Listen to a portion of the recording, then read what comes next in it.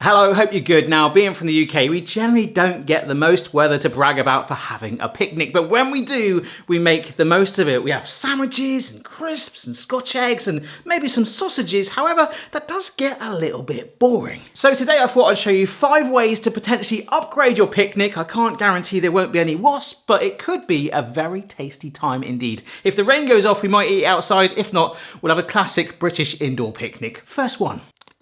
Eggs. Shell optional. Now someone told me the other day about eggshell. They reckon that it's really good for like dogs and animals' joints if you feed it to them, like crush it up. I went down this weird route and you can actually buy crushed eggshell powder on Amazon. Someone's making a killing there. Not sure if it works, but anyhow, we're just seasoning these eggs with salt and pepper. A little bit of paprika as well. Double cream in there as well. Oh wow, look at that. It's all curdled. Ugh. Okay, we'll take it. This will be our base for whatever filling we desire. And I love that little hue of colour the paprika is giving it. I know we fully haven't said what we're actually starting with here today, but it should be fairly obvious. This is some chopped ham. So remember, when you're making picnic food, generally, most of the meat needs to be cooked. So no medium rare ham here. So we've got some grated cheese here. So I'm happy with this. I want to put spinach in it. However, this is just some washed spinach I've got. We want to wilt it first. Otherwise, it's just going to be all bushy and go everywhere and do its own thing. We want to have a bit of control of it. So we'll just bung it in mic. Not for too long, we're just going to wilt it up. Actually, of the 5 recipes today, this one might be the one that actually involves the most cooking. I was saying on my Barry Edit to Patreon a moment ago, it's kind of like how like picnic food is generally more like, I guess kind of like construction. You make something warm and ultimately, ooh, well, just like this, it's gonna end up pretty cold anyway. I'm gonna call this cheesy muffin-tin quiches. We've got a gigantic muffin tin here. Obviously, if you don't wanna make them humongous, just use a standard cupcake tin. This is probably like 3 times the depth of a standard cupcake tin. But we do wanna make sure that you're not getting like the last one being like a little lumpy, you know, like all the ingredients. So do give it a push. You end up with ones like here, that's quite watery. It's hardly any ingredients in that. So yeah, there we go. We've got a much more sort of consistent amount of the filling in the 4. And this is the great thing with the spinach. You can just sort of like let that sort of settle in now. It's sort of randomized. But this is it. This is literally the first one. Hide any of that evidence of the spillage, straight in the oven. It's fair to say these are going to be like whoppers, like absolutely massive quiche. Yes, they'll be in the oven for about 20-25 minutes. We should end up with some fairly mighty muffins. Like I say, about halfway through, you can sprinkle some more cheese on and get a real melty top if you want. They'll be lovely hot, but in all honesty, if you're having it on a picnic, it's going to be cold and they should taste great then too. And these might look a little quirky. Oh yeah. They've all tried to spill. But let's not let this golden brown colour fool us.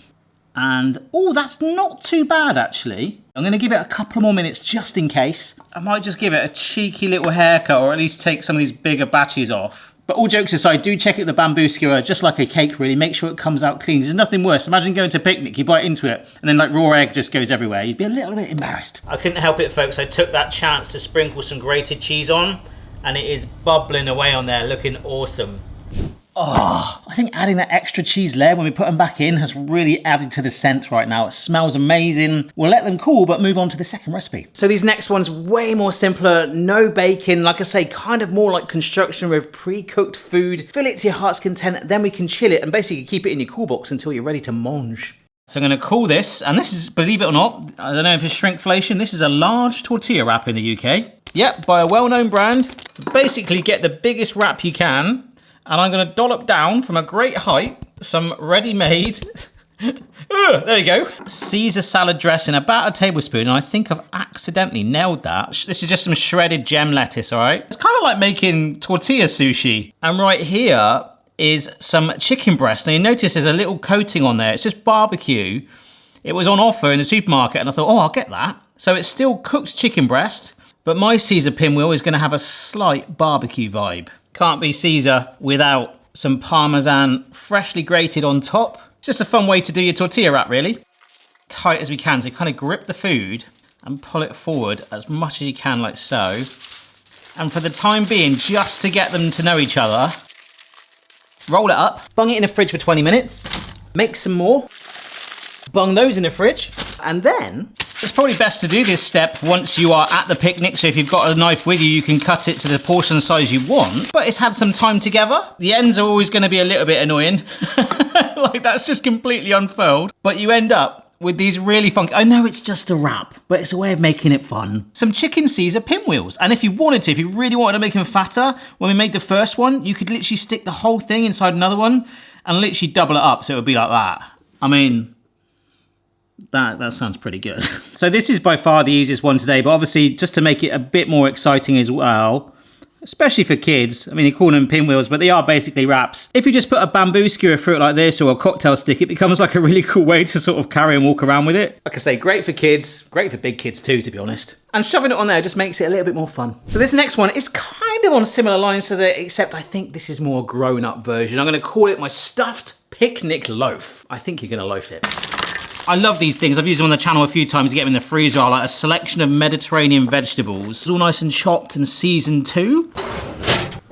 Ah, this might be my favorite one. From the bakery this morning, a cheese-topped chive-filled loaf. Pretty cool. I've got the specks of the chives in it. I found myself like staring at it. Have it down the middle with our bread knife, but we're gonna try and leave it, I'm gonna say hinged, okay? So like 90% of the way through, and to be honest, if it does break in a minute, it doesn't matter too much, all right? I'm gonna try and see how much tolerance we've got. Ooh, we're all right, we're all right. Take out some of that center.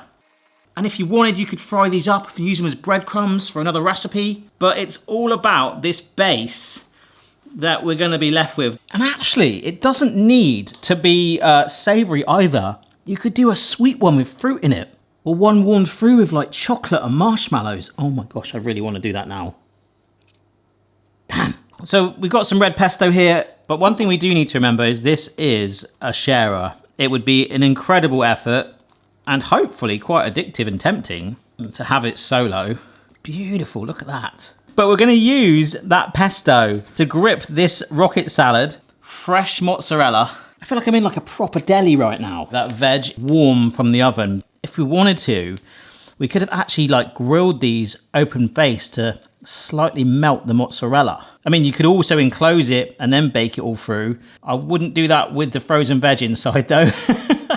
It might taste like an ice lolly in the middle, but we can proper load this up. Let's not be shy. So I've got another row of mozzarella. We've got the rocket on the other half. Okay. Oh!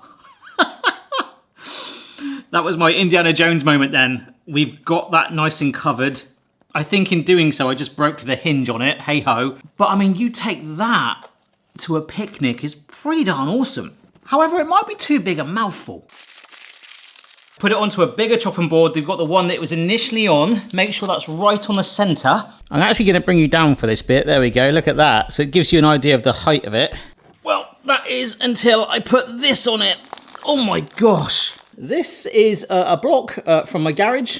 As you can see, it's putting that under some serious squish. So what we're doing is pressing that weight down with that block into our stuffed picnic loaf, or a baguette. Generally would be pretty darn decent. So the rocket, the pesto, the mozzarella, and the vegetables all getting wedged into this much thinner band encased by that tasty loaf. Now, of course, you don't need to use a block like that. You could get some cast iron pans or weigh it down with some more baking dishes, things like that. And bread's so sort of maneuverable that it'll only need about half an hour, but you can leave it for several hours if you want. All right, so that's safely out of the way in the corner for the moment, just continuing to weigh it down. I think the most important reason why is because those vegetables in there are still warm, so it might all fall out and be hot if I sliced it right now. I really, to be honest, don't want to slice it up. I just want to grab it and walk along and be like, rah. However, like we talked about earlier with picnic food, generally it needs to be cooked meat in general, and of course, ultimately it's going to end up cold, so we're going to do a beef-flavoured burrito jar, okay? If you're anything like me, you wouldn't really take a jar to a picnic, so we will do Tupperware or something. We'll have a little look. Garlic, chili powder, this is mild, so I'm going to put a fair bit in. Some cumin powder, some paprika, and a good old squeeze of tomato puree. Now, I realise I haven't fully explained this just yet, but I want to get this going because, like I say, ultimately, we've got to get all that seasoning, cooking the beef primarily, because jar. So if I went to a picnic, I probably wouldn't really take a glass jar, but I think this is going to be a really cool way to visualise it, and the most important tip is to make sure all more of the soggy stuff goes at the bottom. Let's start with a good old blob, a courtesy pour of cream because I haven't got any sour cream with me. Then we can get a bit more chunkier, so in goes our sweet corn. I've just realised this is quite a big jar. Beautiful, it's almost like foundations.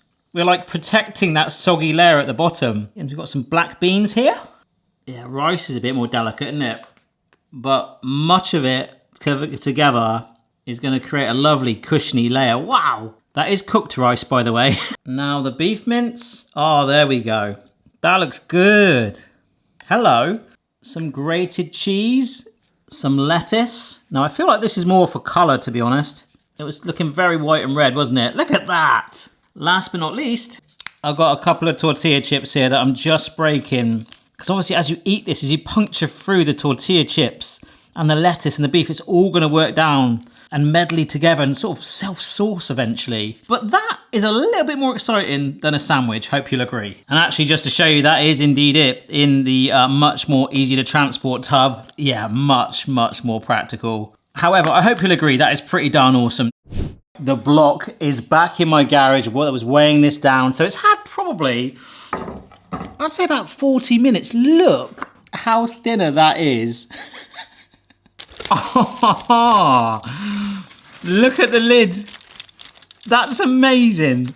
We can cut these as thick as you like. I'm going to go fairly thick, okay? Into fingers, logs of Mediterranean cheesy chivy bread flavour. Serrated knife is needed to break through the crust. And also all the ingredients that are basically compact together. Have a look at that. Oh my gosh. So we've got the band of mozzarella. You can see the pesto where it's infused in the bread. Even the rocket, that massive band of Mediterranean vegetables, and then it gets repeated all over again. Check that out. Once you've done this, wrap it in cling film or foil, keep it cool, and it's ready for, well, when you want to eat it. Yeah, as painful as it's been, and trust me, those quiches are looking a little bit droopy now. I'm going to eat it all at the end. All right, so let's finish with a nice, easy dessert. And of course, with a picnic, you might have some fruit, you might have a flapjack, you might even have a Kit Kat, or possibly visit the ice cream van nearby. If there's an ice cream van nearby, I highly recommend that option. Alternatively, there's this. Take some biscuits, whiz them up into biscuit dust, put the biscuits into the bottom. I actually quite like them doing it so rough, kind of making a beach. Into a bowl goes 200 grams of cream cheese or soft cheese. This is the lighter one, which makes you feel slightly better about yourself. Add in some icing sugar. And that cream, which has also gone into our jar of burrito. Get it nice and consistent. And now you can just get your favorite like topping of choice. So I was raving about this the other day. This is a curd. But not just any curd, it's a mango and passion fruit one. And some coconut flakes as well. Now obviously, if you're doing this in a tub for a picnic, you won't need to worry about this so much. In fact, I would mix the coconut in with the filling. And also lime zest, so I'm putting that on this one. Just to show you again, like the jar, you know, it can look pretty darn awesome. But in reality, this will probably look more like this. That is a cheesecake on the go. Folks, typical British weather style today. It's been raining a lot, but the sun has come out. It's a bit windy, a bit chilly. I got my coat. How does it taste? Let's go. I did have to put the burrito tub into something a bit smaller, but let's try the chicken pinwheel. Well, that is gorgeous. In this tub like this, it was like a kind of like a Rubik's Cube. It's had about an hour in total to chill. But it's worth the wait. Honestly, it looks quite nice now. It's been raining all day. That is really nice, and I like the small portions as well, how you can kind of control that. But like I said, kind of made for kids. This thing has been through the wars a little bit. Our mega quiche muffin. I am so glad I put that cheese on top. You're getting that final taste of it. It's really weird, but I actually don't know if I would like this whilst it was still slightly warm. The fact that it's nice and chilled now, it feels a little bit like the 100-hour brownies, that the flavours are mingled together slightly. Really, really good. What about this? Look, look, look. The stuffed picnic loaf. Wow. That is like something you get from one of those posh delis. The pesto is just fused with the bread. It's a lovely bread anyway. The mozzarella is firm, the flavour of the Mediterranean vegetables, and the rocket's kind of just doing its thing. I think that's going to be my favourite. It's going to be really hard to beat, but it genuinely tastes proper gourmet. I mean, it's still technically a sandwich, but I would definitely prefer that over most picnic sandwiches. Now the burrito on the go. Like I say, if you've got a tortilla wrap that you can share it with, it'd be brilliant. But, oh my word. Wow. I've just realised this is the irony. I've got a picnic table. This is the first time I'm having a picnic at my picnic table on my own. That is absolutely delicious. And I don't know what it is because it's colder. Like you're starting to understand all the different levels of flavour. I can even taste the spices we put into the beef. But I think even adding the tortillas on top have given it like a little bit of a seasoning and a crunch and a texture which really balances out. And then you're breaking into like the beans and the sweet corn and the salsa at the bottom. And it kind of like revives it. That's really good. But thank you for coming for my picnic, and I've got a little bit of lettuce there. Here is, oh, look at the cheesecake sand. Our tropical cheesecake. That is amazing. What picnic is this? Oh, I don't know which one's my favourite. They all work really well in their own way, but that's the cool thing. That was what I wanted to achieve with this video, like 5 kind of unique. Okay, Caesar pinwheels, probably the most common one, but real quirky, easy, have all individually blown my mind. I actually thought this, I love all the colours on it, see all that? I thought that was my favourite.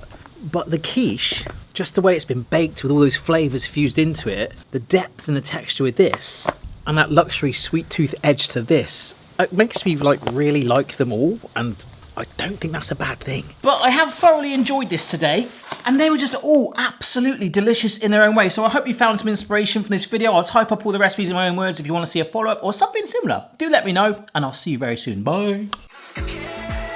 I just want to say that with the cheesecake, this is what I was on about. As you lift it up, look, you bring up that sandy base with it and it all mixes together. That's exactly what I had in my bite. You end up with this amazing merged spoonful.